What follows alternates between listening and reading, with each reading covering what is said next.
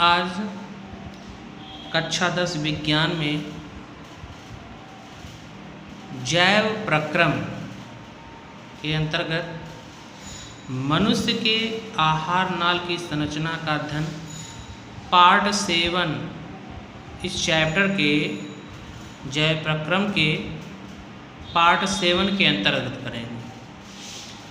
तो हमने ये आहार नाल की संरचना बनाई। मनुष्य के आहार नाल की संरचना, देखिए मनुष्य का जो आहार नाल होता है वह मुख से लेकर गुदा तक फैली, मुख से लेकर गुदा तक, मुख से लेकर के गुदा तक फैली विभिन्न व्यास की लंबी कुंडलित नलिका होती है जो 8 से 10 मीटर लंबी होती है। तो कहने का मतलब है कि मनुष्य का आहार नाल जो होता है वो 8 से 10 मीटर लंबा होता है, जो मुख से लेकर के गुदा तक क्या होता है, फैला होता है। इस मनुष्य का जो आहार नाल होता है इसके कई भाग होते हैं। मुख्य रूप से जो भाग हैं इसके वो ये होता है, नंबर 1 मुख व मुख गुहा, मुख व मुख गुहा। दूसरा इसका होता है ग्रसनी, दूसरा होता है ग्रसनी। नंबर 1 मुख व मुख गुहा, नंबर 2 ग्रसनी, नंबर 3 ग्रास नली या भोजन नली इसी को कहते हैं। चौथा होता है आमाशय, पांचवा होता है छोटी आंत, छठवां होता है बड़ी आंत। इसके आहार नाल के मुख्य भाग हैं। सबसे पहले आते हैं मुख व मुख गुहा। देखिए मुख व मुख गुहा को इंग्लिश में कहते हैं mouth and buccal cavity, mouth and buccal cavity, मुख व मुख गुहा। इसको माउथ एंड बक्कल कैविटी कहते हैं। Mouth and buckle, BUCCAL, buccal cavity कहते हैं। मुख गुहा हो गया। देखिए यहीं पर जो होता है मुख गुहा में ही ये लार ग्रंथि होती है, इसको कहते हैं लार ग्रंथि, इंग्लिश में कहते हैं सैलिवरी ग्लैंड्स। फिर ये भाग जो होता है इसका, इसको कहते हैं ग्रसनी, ये ग्रसनी हो गया। ये जो भाग है इसको कहते हैं ग्रास नली, ग्रास नली। ये जो भाग है इसको कहते हैं आमाशय, इसको कहते हैं आमाशय कहते हैं। ठीक। और इसके अलावा अब नीचे ये जो होता है इसको कहते हैं लीवर, मतलब यकृत, इसको कहते हैं यकृत। इसको कहते हैं गाल ब्लैडर, पित्ताशय, गाल ब्लैडर, पित्ताशय। इसको कहते हैं ग्रहणी,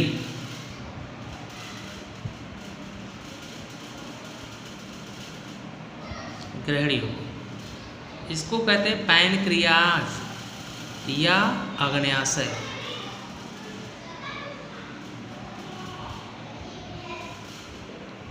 अग्न्याशय हो गया। और ये हो गया बड़ी आंत, ठीक है। और ग्रहणी हो गई, ये होता है क्षुद्रांत्र।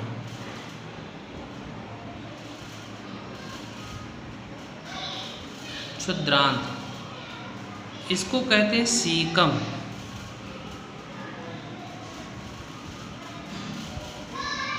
इसको कहते हैं सीकम। ये वाला भाग जो होता है ये सीकम होता है। इसको कहते हैं मलाशय। ये मलाशय। इसको कहते हैं कोलन।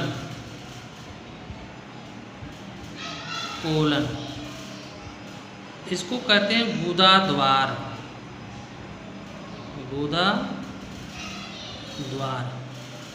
इसको कहते हैं कृमि रूप परिशेषिका। कृमि रूप परिशेषिका, ये कृमि रूप परिशेषिका होगी, ठीक है।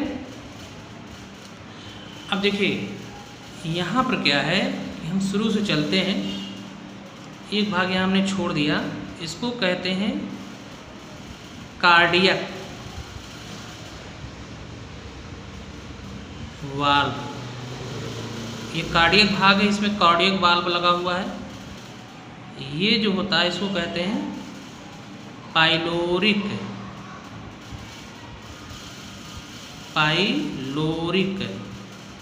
ठीक।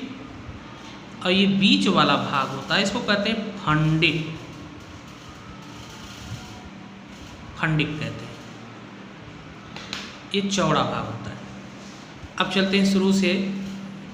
देखिए एक होता है, क्वेश्चन आता है मनुष्य के आहार नाल की संरचना का सचित्र वर्णन कीजिए। तो इसमें सचित्र वर्णन में क्या होता है कि आपको आहार नाल के बारे में खाली लिखना है।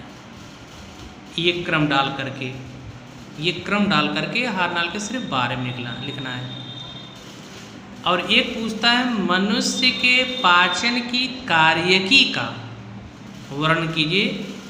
तब उसमें पाचन कैसे कैसे होते हैं, किन एंजाइमों द्वारा होते हैं, उसके बारे में विद रिएक्शन देना होता है। तो सबसे पहले चलते हैं आहार नाल की संरचना सामान्य रूप से। देखिए मनुष्य का हमने कहा कि आहार नाल मुख से गुदा तक फैली होती है, जिसकी लंबाई 8 से 10 मीटर होती है। 8 से 10 मीटर। तो इसमें देखिए सबसे जैसे मुख है, मुख के द्वारा मुख गुहा में भोजन को ग्रहण किया है। ये मुख व मुख गुहा, लिप्स जहाँ होती है ओठ, वो मुख भाग है। अब दोनों ओठ को ऊपर नीचे करेंगे, जबड़े फैलाएंगे तो अंदर का भाग मुख गुहा कहलाता है, जिसमें जिह्वा स्थित होती है। जीभ जिसे कहते हैं, टंग कहते हैं, स्थित होती है। और यह जो होती है मतलब जीभ भोजन में लार को मिलाने तथा भोजन को निगलने में सहायता करती है। जीभ जो होता है भोजन को लार में मिलाने तथा भोजन को निगलने में क्या करती है, सहायता करती है। अब ये होता है मनुष्य के दोनों जबड़ों में दांत लगे होते हैं, और ये दांत जो होते हैं भोजन को काटने, चीरने, फाड़ने और चबाने का कार्य करते हैं। मुख गुहा में लार ग्रंथियाँ होती हैं। हमने इसके पहले चर्चा किया था कि लार ग्रंथि 3 जोड़ी लार ग्रंथियाँ पाई जाती हैं, और ये इन लार ग्रंथियों से क्या होता है, लार स्रावित होता है। लार ग्रंथियों से उनकी नलिकाओं के द्वारा क्या होता है, लार स्रावित होता है। और लार में क्या होता है, श्लेष्म, लाइसोजाइम तथा क्या होते हैं, टाइलिन होता है। श्लेष्म होता है, लाइसोजाइम होता है और टाइलिन होता है। ठीक, पूछा भी आता है लार में क्या पाया जाता है, तो टाइलिन और लाइसोजाइम। टाइलिन जो होता है यह मंड पर क्रिया करता है लाइसोजाइम जो होता है भोजन में उपस्थित हानिकारक जीवाणुओं को नष्ट करता है। तो ये टायरिन और लाइसोजाइम लार से स्रावित होते हैं। अब मुख गुहा के पीछे का भाग ग्रसनी कहलाता है। देखिए, ग्रसनी और ग्रासनाल के बीच एक ऊपरी तालू से लटका हुआ मांसल पिंड होता है जिसे ग्लॉटिस कहते हैं। जिसे क्या कहते हैं? ग्लॉटिस। इसको कहते हैं घाटी द्वार, ग्लॉटिस कहते हैं। इसे पिंड नुमा रचना ऐसे लटकी होती है ऊपरी तालू से, इसको कहते हैं ग्लॉटिस कहते हैं, घाटी द्वार कहते हैं। तो ये ग्रसनी जो होता है मुख गुहिका के पीछे का भाग, मतलब मुख गुहा के पीछे का भाग, आप हेडिंग पर इसलिए इसी प्रकार लिखा भी जाता है। ग्रसनी में क्या है कि मुख गुहा के ठीक पीछे का भाग ग्रसनी कहलाता है, ठीक है। और ये छोटा भाग है आहार नाल का। तो यहाँ क्या होता है? घाटी द्वार, है ना, घाटी द्वार द्वारा क्या होता है? श्वास नली में ग्रसिका या इसको कहते हैं गुलेट द्वारा ग्रास नली में खुलता है। मतलब ये जो क्या है कि घाटी द्वार होता है भोजन को निगलते समय श्वास नाल को ढकता है, जिससे भोजन का पार्टिकल्स जो होते हैं वो श्वास नली में जाने नहीं पाते हैं। तो अब ये ग्रसनी हो गई। अब देखिए, ग्रसनी में भोजन का पाचन नहीं होता है, खाली बस क्या होता है कि इसकी दीवार श्लैष्मिक उपकलाओं से आस्तरित रहती है जो उसके मार्ग को चिकना बनाती है। अब ग्रसनी के ठीक पीछे का भाग क्या कहलाता है? ग्रासनाल। ग्रासनाल जो या ग्रासनली जो होती है 25 सेंटीमीटर, ग्रासनली जो होती है ये 25 सेंटीमीटर लंबी नलिका बनाती है। ये अर्थात इसकी लंबाई कितनी है? 25 सेंटीमीटर। ग्रासनली की ग्रसिका, जैसे ये होता है कि ग्रसनी किस में खुली? ग्रासनली में खुली, ठीक। तो ग्रासनली की लंबाई कितनी होती है? 25 सेंटीमीटर होती है। इसमें किसी भी प्रकार का पाचन नहीं होता है, सिर्फ इसका कार्य होता है कि भोजन को आसानी से आमाशय तक पहुंचाना।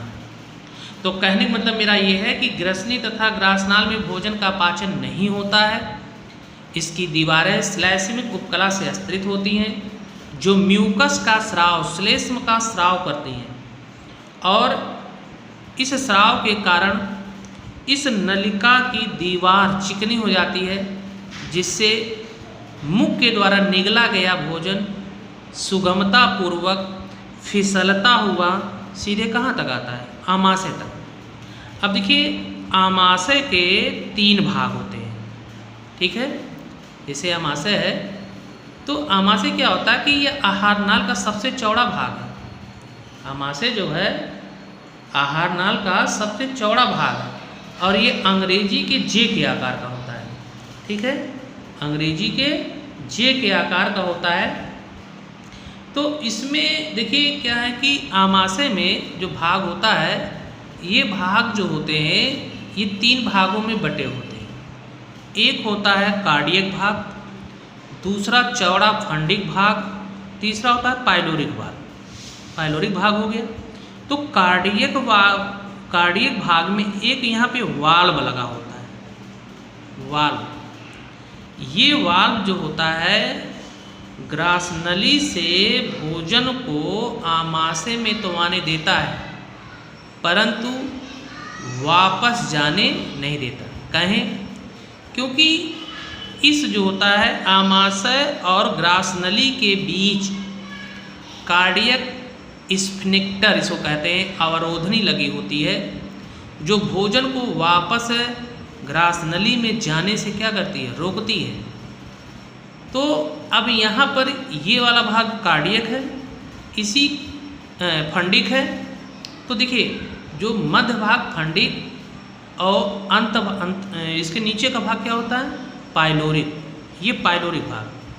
तो यहाँ पर आमाशय के जो बीच का भाग होता है, ठीक है, इसमें क्या है कि इसकी आंतरिक भित्ति में जठर ग्रंथियाँ पाई जाती हैं, और इन जठर ग्रंथियों से स्रावित पाचक रस को जठर रस कहते हैं। मतलब इनमें क्या पाई जाती हैं? जठर ग्रंथियाँ पाई जाती हैं। इनसे स्रावित पाचक रस को क्या कहते हैं? जठर रस कहते हैं। तो आमाशय की भित्ति जो होती है मंथन गतियों के द्वारा, जैसे यहाँ होता है कि आमाशय में जो आमाशय भित्ति की मंथन गतियाँ होती हैं, ये जठर रस को भोजन में अच्छी तरह से मिलाने में क्या करती हैं? सहायता करती हैं। तो जठर रस किससे मिलकर बना होता है? जठर रस जो होता है या आमाशयिक रस जो होता है वह HCl, म्यूकस, प्रोटीन और पाचक एंजाइम पेप्सिन से मिल करके बना होता है। तो किसका पाचन करती है? प्रोटीन का। भाई आमाशय किसका? आमाशय में जो इसमें जठर रस है वो किसका पाचन करता है? प्रोटीन का पाचन करता है। ठीक। अब देखिए आमाशय के ठीक पीछे का भाग क्या होता है? छोटी आंत का होता है। ये छोटी आंत है। ये पूरा भाग इतना जो होता है, ये जो यहाँ दिख रहे हैं छोटी आंत है। तो छोटी आंत के 3 भाग होते हैं। छोटी आंत के कितने भाग? 3 भाग होते हैं। एक होता है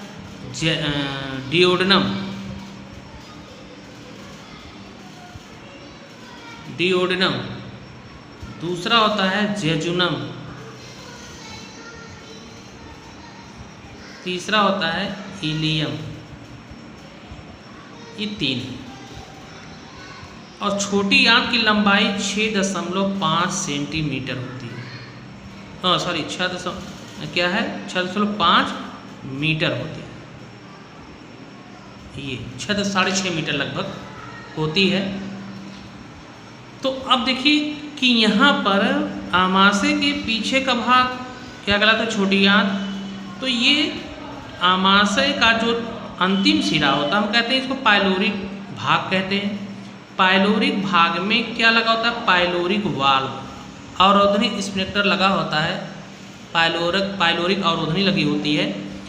यह आमाशय से भोजन को छोटी आंत में तो जाने देती है परंतु वापस आमाशय में आने नहीं देती। अब यहाँ पर ये होता है कि यह जो छोटी आंत होती है आहारनाल का सकरा तथा लंबा भाग होता है। मतलब 6.5 मीटर लंबा है ये, 6.5 मीटर लंबा है ये। तो सकरा तथा लंबा भाग है जिसकी लंबाई कितनी है? 6.5 मीटर। जिस स्थान पर ये भाग, जिस स्थान पर आमाशय छोटी आंत में खुलती है उसे क्या कहते हैं? पाइलोरिक वाल्व कहते हैं। इसको पाइलोरिक वाल्व कहते हैं या पाइलोरिक अवरोधनी कहते हैं। तो छोटी आंत को 3 भागों में बांटा गया। ठीक है। सबसे पहला जो होता है हमने बताया ग्रहणी, ये डिओडेनम इसको कहते हैं। ठीक है।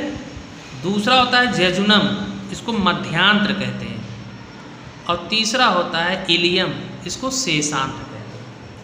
तो ये ग्रहणी हो गई, ये मध्यांत्र हो गया, आंत्र का मध्य भाग, और ये जो होता है शेषांत्र हो गया। ठीक है।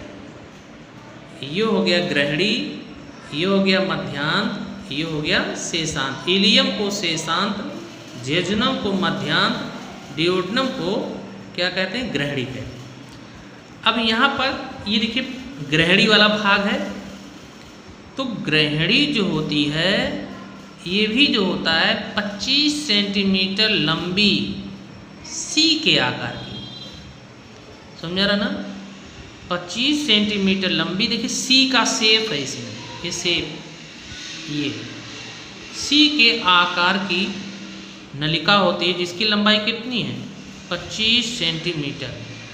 ये 25 सेंटीमीटर। और इसमें क्या है कि 3 भाग तो ही बता दिया हमने।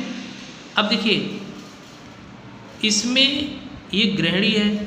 तो ग्रहणी का जो आंतरिक भाग होता है यहीं से एक पत्ती सदृश रचना लगी होती है। इस पत्ती सदृश रचना को आग्नेयाशय कहते हैं। अग्न्याशय, इसको पैनक्रियाज कहते हैं इंग्लिश में। अग्न्याशय से अग्न्याशयिक रस निकलता है, या उसको कह सकते हैं क्षारी पाचक रस। क्षारी पाचक रसों में एमाइलॉप्सिन जो मंड का पाचन करता है, उसके बाद लाइपेज एंजाइम है, वह वसा का पाचन करता है। इनवर्टेज शर्करा का पाचन करता है। प्रोटीएज ये जो होता है प्रोटीएज नहीं, उसके स्थान पर ट्रिप्सिन और काइमोट्रिप्सिन्स होता है जो प्रोटीन का पाचन करता है। तो ये क्षारी पाचक रस है। कौन कौन से? एमाइलेज, लाइपेज, इनवर्टेज, ट्रिप्सिन एवं काइमोट्रिप्सिन, ये क्षारी पाचक रस है। इसी के सतह से ही एक फूली गुब्बारे या मुद्राकार रचना, मुग्दर के आकार की रचना लगी होती है, जिसे पित्ताशय कहते हैं। ठीक है, पित्ताशय से पित्त रस का स्राव होता है। पित्ताशय से पित्त रस का क्या होता है? स्राव। लेकिन पित्त रस का निर्माण कहाँ होता है? यकृत में होता है। अगर पूछा भी आता है, बोर्ड का क्वेश्चन है कि पित्त रस का निर्माण कहाँ होता है तथा इसके क्या कार्य, तो पित्त रस का निर्माण यकृत में होता है, लेकिन उसका स्राव पित्ताशय के द्वारा होता है। और इसका कार्य होता है नंबर 1, वसा का इमल्सीकरण। वसा का इमल्सीकरण। इमल्सीकरण का मतलब ये होता है कि वसा के बड़े बड़े अणुओं को छोटे छोटे सरल अणुओं में तोड़ने की क्रिया को इमल्सीकरण कहते हैं। तो ये जो क्षारी पाचक रस है ना, ये भोजन के माध्यम को क्षारी बनाता है। तो दूसरा कार्य होता है यह भोजन की अम्लीयता को दूर करता। चाहे हम ये लिखें कि भोजन की अम्लीयता कौन, पित्तरस के कार्य बता रहा हूँ, ये भोजन की अम्लीयता को दूर करता है, या इसको कह सकते हैं यह पाचन के माध्यम को क्षारीय बनाता है। भाई अम्लीयता को दूर करेगा तो क्षारीय आ जाएगा, या हम डायरेक्ट कह सकते हैं कि यह भोजन के पाचन के माध्यम को क्या बनाता है? क्षारीय बनाता है। ठीक। तीसरा जो होता है इसमें देखिए 2 तो कार्य है, एक तो कि वसा का इमल्सीकरण करना, दूसरा होता है पाचन के माध्यम को क्षारीय बनाना, और तीसरा होता है कि आंत में आए हुए भोजन को सड़ने से बचाना। ये पित्तरस के कार्य होते हैं। तो पित्तरस में जो बिलीरूबिन जो होता है, हल्के पीले रंग का तरल द्रव होता है, जो आंत में माध्यम को, पाचन के माध्यम को क्षारीय बनाती है। अब इसका स्राव इस नलिका के द्वारा एक ग्रहणी भाग में हो रहा है। तो अब देखिए यहाँ से स्रावित पदार्थ आया छोटी आंत, छोटी आंत का दूसरा सिरा हो गया मध्यांत्र। ठीक है, अब इसमें मध्यांत्र हो गया। तो देखिए अब मध्यांत्र में क्या है कि जो इसमें पाचक रस हैं, उस पाचक रस है ना, पाचक रस में क्या है कि उसमें क्या कहते हैं कि एमाइलेज, लाइपेज, इनवर्टेज। एमाइलेज मंड का पाचन करता है, लाइपेज वसा का पाचन करता है, और इनवर्टेज शर्करा का पाचन करता है। हम पाचन में मनुष्य के पाचन के कार्य में इसकी चर्चा करेंगे। तो यहाँ से सुगमता पूर्वक फिर भोजन पचता हुआ कहाँ आता है? लास्ट में शेषांत्र में।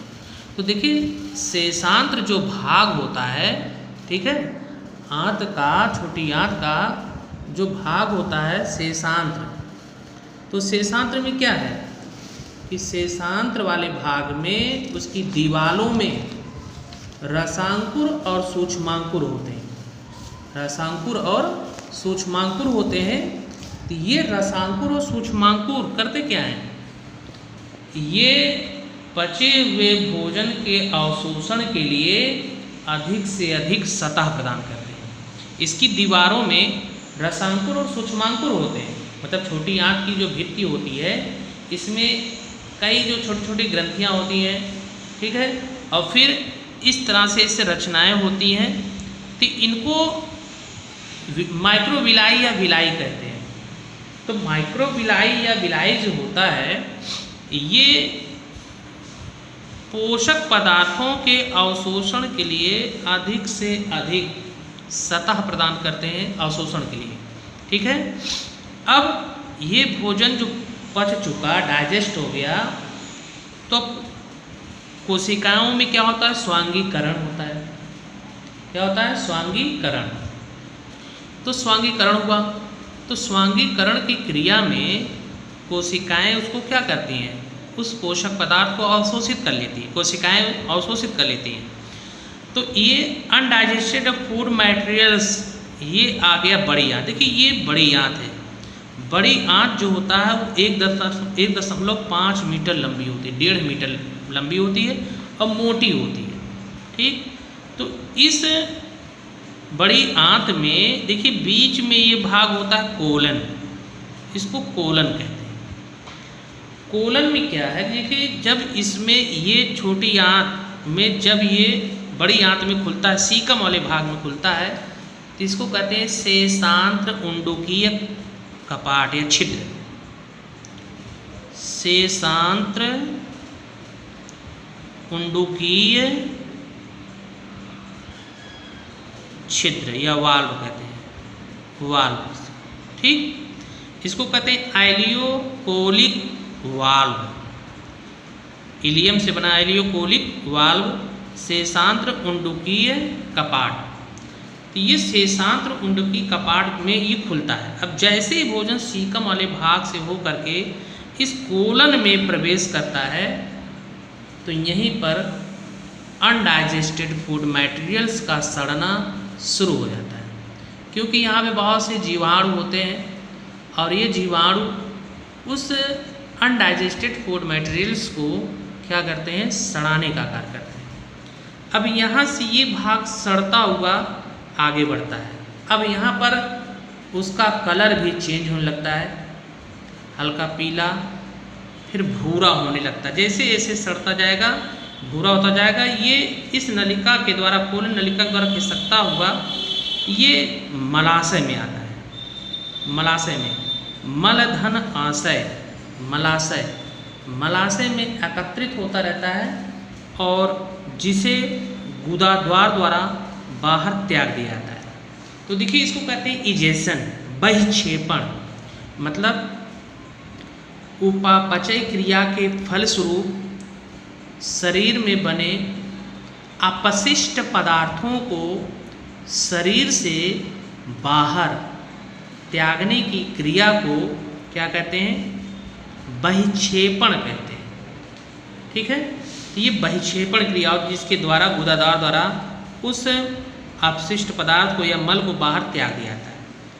इसमें देखिए एक रचना यहाँ बनी है, इसको कहते हैं वर्मी फार्म अपेंडिक्स, कृमि रूप परिशेषिका। कृमि रूप जो परिशेषिका होती है ये एक अवशेषी अंग के रूप में होती है। जब ये जितने भी शाकाहारी जंतु होते हैं, जैसे बंदर वगैरह होता है, उसमें एक्टिव होती है, बाकी में इनएक्टिव होता है।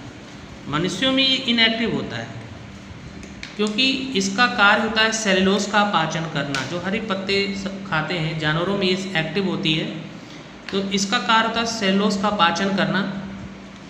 और हमारे में सेलुलोज का पाचन नहीं होता है, इसलिए ये कृमि रूप परिशेषिका अवशेषी अंग के रूप में होती है। ठीक है,